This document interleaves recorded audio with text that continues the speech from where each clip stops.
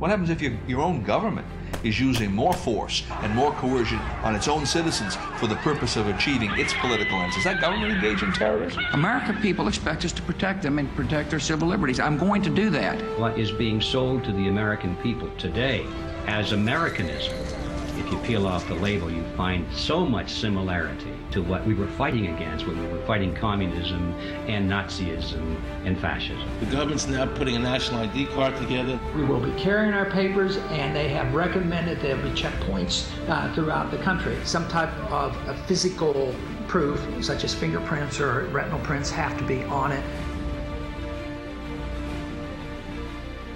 Desires of the people really have no consequence. They go out and they vote. Doesn't make any difference which candidate they elect.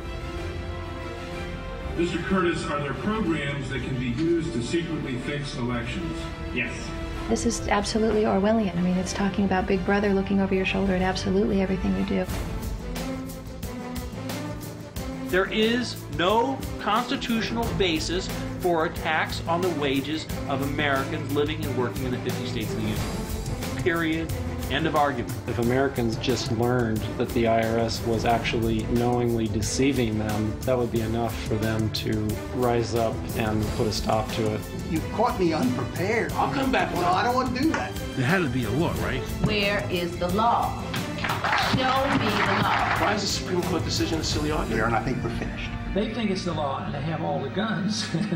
You know, it's an authoritarian approach. Now we can see a new world coming into view. A world in which there is the very real prospect of a new world order. The latest technology for identifying people when they make purchases is actually the implantable chip that you can actually embed directly into human flesh. Can a microscopic tag be implanted in a person's body to track his every movement? You will rule on that, mark my words. A chip in everybody would be the universal monetary system par excellence, because there'd be no escape from it. Americans have been taught to expect their salvation from government instead of recognizing government as the most dangerous threat they'll face in their lives. It is the greatest hoax ever perpetrated by government against the working men and women of America. It's organized crime.